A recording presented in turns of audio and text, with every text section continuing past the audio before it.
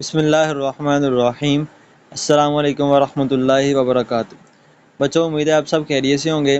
बेटा, आज की इस वीडियो में हम class 9 physics chapter number 1 physical quantities and measurements, और आज हमने बेटा इसकी एक्सरसाइज को डिस्कस करना है। शॉर्ट क्वेश्चन है हमारे। सबसे पहला शॉर्ट क्वेश्चन है, what is difference between base quantities and derived quantities, give 3 examples of each. बच्चों, ये एग्ज़ाम पॉइंट ऑफ व्यू से बहुत इंपॉर्टेंट क्वेश्चन है, पहले भी कई दफ़ा पेपर के अंदर आया है। तो इसका आंसर है, बेस क्वांटिटीज़ क्या होती हैं बेटा? Base quantities are physical quantities. ये जो है फिज़िकल क्वांटिटीज़ होती हैं that can not be defined in terms of other quantities. यानी कि ये ऐसी क्वांटिटीज़ होती हैं जिनको डिफ़ाइन करने के लिए हमें किसी दूसरी क्वांटिटीज़ की ज़रूरत पेश नहीं आती। यानी बेस क्वांटिटीज़ ऐसी क्वांटिटीज़ हैं जो खुद बेसिक होती हैं। जैसा कि नाम से ज़ाहिर है कि बेस का मतलब होता है बुनियाद। यानी ये ऐसी क्वांटिटीज़ हैं जो खुद बेसिक हैं, जिनकी डेफिनेशन किसी दूसरी क्वांटिटीज़ पे डिपेंड नहीं करती। तो ऐसी क्वांटिटीज़ को हम कहते हैं बेस क्वांटिटीज़। अब ये कौन कौन सी हैं जो क्वांटिटीज़ बेसिक हैं, जो खुद ही एक डेफिनेशन है, जिनको मज़ीद डिफ़ाइन नहीं किया जा सकता, या जिनकी डेफिनेशन किसी दूसरी क्वांटिटीज़ पे डिपेंड नहीं करती, वो कौन कौन सी हैं? फर्स्ट ऑफ ऑल हमारे पास है length, mass, time, temperature, ETC. इसके बाद है बेटा डिराइव्ड क्वांटिटीज़। तो derived quantities are physical quantities that can be defined in terms of other physical quantities. बेटा, डिराइव्ड क्वांटिटीज़ वो होती हैं जो किसी दूसरी क्वांटिटीज़ पे डिपेंड कर रही होती हैं, या जिनकी डेफिनेशन करने के लिए हमें किसी दूसरी क्वांटिटीज़ की ज़रूरत पेश आती है, जो खुद बेसिक नहीं होती, बल्कि इनको डिफ़ाइन करने के लिए या इनको एक्सप्लेन करने के लिए हमें किसी दूसरी क्वांटिटीज़ की ज़रूरत पेश आती है। तो ऐसी क्वांटिटीज़ को हम कहते हैं डिराइव्ड क्वांटिटीज़। जैसा कि बेटा नाम से ज़ाहिर है, डिराइव का मतलब होता है अखज़ करना, बनाना। माखूज़ का मतलब है अखज़ करना। माखूज़ का लफ्ज़ अखज़ से निकला है, यानी उसको बनाना, जो खुद ना बना हो बल्कि जिसको किसी दूसरी चीज़ों को मिला के बनाया जाए।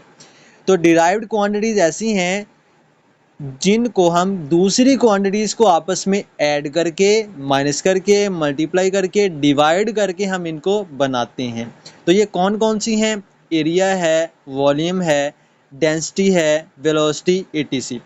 बेटा, अगर आपने इनके बारे में डिटेल से पढ़ना है, बेस और डिराइव्ड क्वांटिटीज़ के बारे में, तो ये लेक्चर हमारा इसी चैनल के ऊपर मौजूद है, जिसका लिंक आपको डिस्क्रिप्शन के अंदर मिल जाएगा। डिस्क्रिप्शन में जब आप सबसे एंड पे जाएंगे, सबसे लास्ट पे जाएंगे, तो वहाँ पे आपको इसका लिंक मिल जाएगा। तो वहाँ आप इसको डिटेल के साथ इसको सीख सकते हैं। इसके बाद अगला क्वेश्चन है हमारा, pick out the base units in the following. तो बेटा, ये जो हमें उन्होंने यूनिट्स दिए हुए हैं, इनके अंदर से हमने बेस यूनिट को निकालना है और हमने बताना है कि ये हमारे पास बेस यूनिट्स हैं। तो कौन कौन से हैं बेटा? The base units are kilogram, mole, ampere, metre and kelvin. तो ये हमारे पास बेस यूनिट्स हैं। बाकी सारे जो हैं वो डिराइव्ड यूनिट्स। और इसके बाद क्वेश्चन है 1.4, find the base quantities involved in each of the following, speed, volume, force, work. बेटा, आंसर से पहले आप क्वेश्चन को समझ लें कि उसने हमसे पूछा क्या है, क्वेश्चन क्या किया है।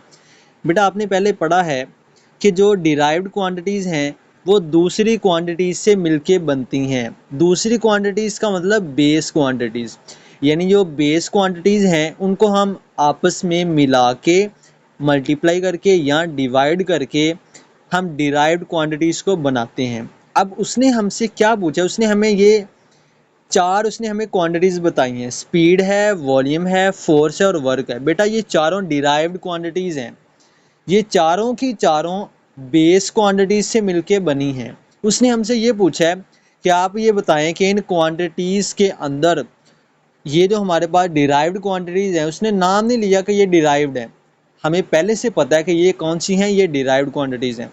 उसने हमसे जस्ट ये पूछा है कि ये जो क्वांटिटीज़ हैं, इनके अंदर बेस क्वांटिटीज़ कौन कौन सी हैं। तो हमें पता है ये डिराइव्ड हैं, तो जाहिर सी बात है डिराइव्ड हैं तो ये बेस क्वांटिटी से मिलकर बनी है। तो हमने इनको देखना है कि स्पीड जो है उसके अंदर कौन कौन सी बेस क्वांटिटी है, यानी स्पीड किन क्वांटिटी से मिलके बनी है, या वॉल्यूम है वो किन क्वांटिटी से मिलके बना है। तो हम आंसर इसका डिस्कस करते हैं। तो सबसे पहले बेटा स्पीड है, तो स्पीड के अंदर क्या है, the base quantities involve in speed are metre and second. बेटा आपको पता है जो स्पीड है, स्पीड का यूनिट क्या होता है, मीटर पर सेकंड। तो इसके अंदर जो मीटर है और सेकंड है, अगर आप टेबल देखें बेस क्वांटिटीज़ का और डिराइव्ड क्वांटिटीज़ का, तो मीटर और सेकंड ये आपको बेस क्वांटिटीज़ के टेबल में मिलेंगे। तो इट्स मीन मीटर और सेकंड को मिला के हमने क्या बनाया था, स्पीड। तो इट्स मीन स्पीड के अंदर कौन कौन सी बेस क्वांटिटीज़ हैं, मीटर और सेकंड। इसके बाद वॉल्यूम है, base quantity involve in volume is metre.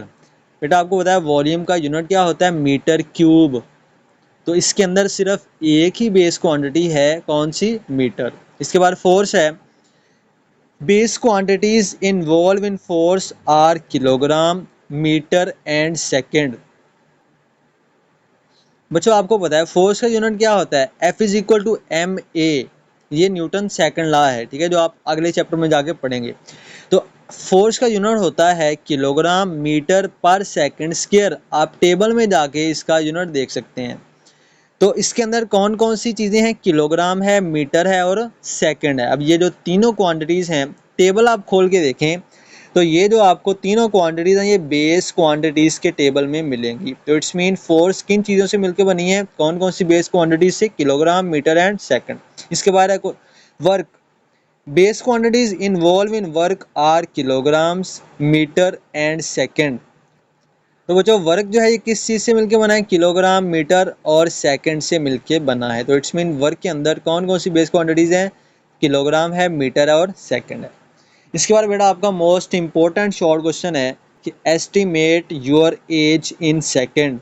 बहुत इंपॉर्टेंट शॉर्ट क्वेश्चन है, बहुत दफ़ा पेपर में है और बहुत ही ईजी क्वेश्चन है।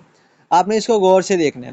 बेटा फ़र्ज़ करें कि आपकी एज है 15 ईयर, या 16 है, 18 है, आपकी कोई भी एज है, 15 है, 16 है, 17 है, 18 है, आपने फ़र्ज़ कर लिया, सपोज कर लिया कि आपकी एज है 15 ईयर्स। बेटा हम ईयर्स की बात कर रहे हैं, साल की बात कर रहे हैं। तो फर्स्ट ऑफ ऑल हमने ये देखना है कि एक साल के अंदर कितने दिन होते हैं, एक ईयर के अंदर कितने डेज होते हैं। बेटा आप साइड पे देखें, हमने क्या लिखा है, 1 year is equal to 365 days. तो मतलब अगर एक साल के अंदर 365 दिन हैं, तो 15 साल के अंदर कितने दिन होंगे, कैसे पता चलेगा। हम 15 को 15 को 365 से मल्टीप्लाई कर देंगे तो हमारे 15 ईयर के दिन आ जाएंगे। तो 15 ईयर्स के अंदर कितने दिन होते हैं, 5475 डेज।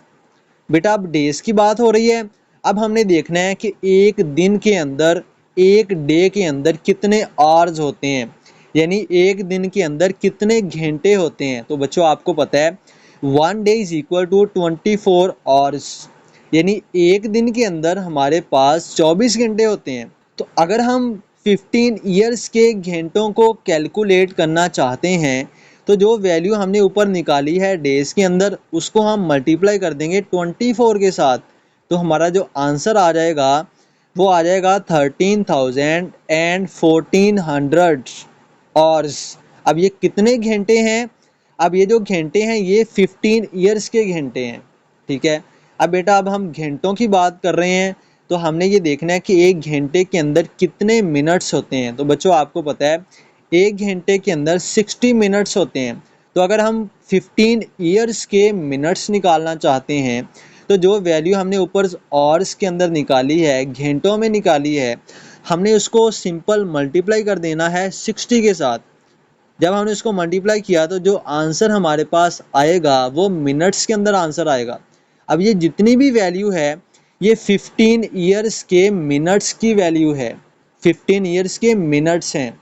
हमसे उसने क्वेश्चन क्या किया है, हमसे उसने कहा कि estimate your age in seconds. हमने इसी वैल्यू को सेकेंड्स में निकालना है। अब हम मिनट्स की बात कर रहे थे, तो हमने देखना है 1 मिनट के अंदर कितने सेकंड्स होते हैं। तो बेटा आपको पता है 1 मिनट के अंदर 60 सेकंड्स होते हैं। तो जो वैल्यू हमारे पास मिनट्स के अंदर आई थी, हमने उस वैल्यू को मल्टीप्लाई करवा देना है 60 के साथ। जब हमने उसको 60 के साथ मल्टीप्लाई करवाया, तो जो हमारे पास आंसर आएगा वो सेकंड्स के अंदर आंसर आएगा।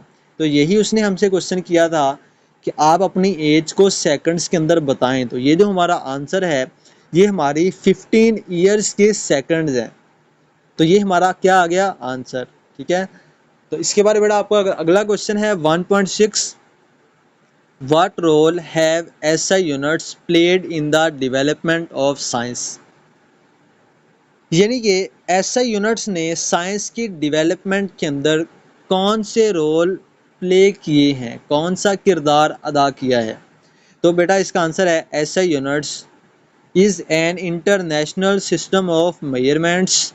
बेटा ये पैमाइश का एक इंटरनेशनल सिस्टम है that are used universally in technical and scientific research.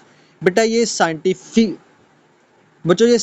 Research के लिए और टेक्निकल रिसर्च के लिए इसको यूज़ किया जाता है to avoid the confusion with the units. बेटा जो यूनिट्स के साथ कन्फ्यूजन थी, उसको अवॉइड करने के लिए हम ऐसे यूनिट्स को यूज़ करते हैं। Having a standard unit system is important. बेटा जो स्टैंडर्ड यूनिट सिस्टम है ये इम्पोर्टेंट है। वजह क्या है? Because it helps the entire world to understand the measurements in one set of unit system. बच्चों मसला क्या था, जब ऐसे यूनिट्स नहीं थे तो बेटा प्रॉब्लम्स ये थी कि अगर हम लेंथ को फाइंड कर रहे हैं तो एक बंदा लेंथ को फाइंड कर रहा था मीटर के अंदर, और दूसरा बंदा लेंथ को फाइंड कर रहा था सेंटीमीटर के अंदर। तो ये बहुत सारी कन्फ्यूजन थी। अब जो बंदा मीटर में फाइंड कर रहा था लेंथ को, उसको सेंटीमीटर का नहीं पता होता था, जो सेंटीमीटर में कर रहा था उसको मीटर का नहीं पता होता था। तो ये बहुत सारी कन्फ्यूजन थी। अब इन कन्फ्यूजन्स को दूर करने के लिए जो पेरिस के अंदर कॉन्फ्रेंस हुई थी, वहाँ पे उन्होंने डिसाइड किया कि हम यूनिट्स को फिक्स कर देते हैं सारी दुनिया के लिए, कि अब जहाँ भी लेंथ की बात होगी तो लेंथ का ये फिक्स यूनिट है, इसी को यूज़ करेंगे। वेट की बात होगी, मैस की बात होगी तो मैस का ये फिक्स यूनिट है, इसी के अंदर बात करेंगे। जहाँ मर्जी चले जाएं, जिस मर्जी कंट्री में चले जाएं, मैस की बात अगर करनी है तो इसी यूनिट में बात करेंगे।